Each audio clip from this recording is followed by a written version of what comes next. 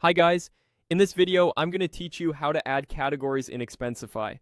Categories help you label and organize expenses so your reports are consistent and easy to read. Think of them as buckets like travel, meals, or software that your team can pick when they submit receipts.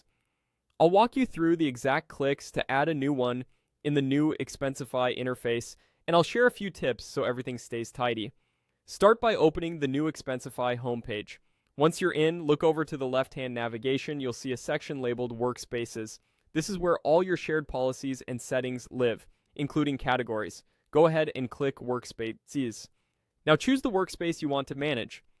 If you're part of more than one, pick the one where you want the new category to be available. This ensures the category shows up for the right team members and the right expenses. Inside the workspace, navigate to the Categories area. This is the page that lists every category currently available in that workspace. If you don't see it right away, double-check you're in the correct workspace view. The Categories page is where you'll add, view, and manage the list your submitters will see. Look toward the top right corner of the Categories page for the Add Category button. Click it to open a simple form.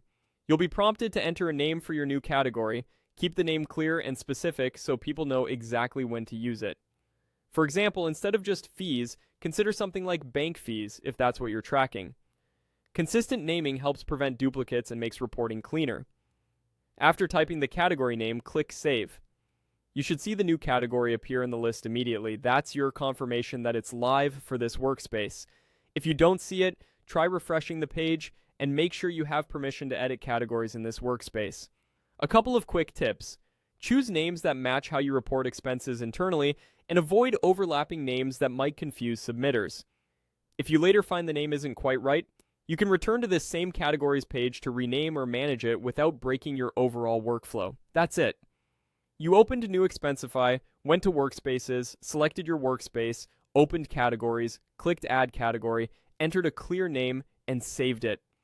Your team can now use that category on their expenses, making approvals and reporting smoother. Thanks for watching, and feel free to replay any section if you want to follow along. Click by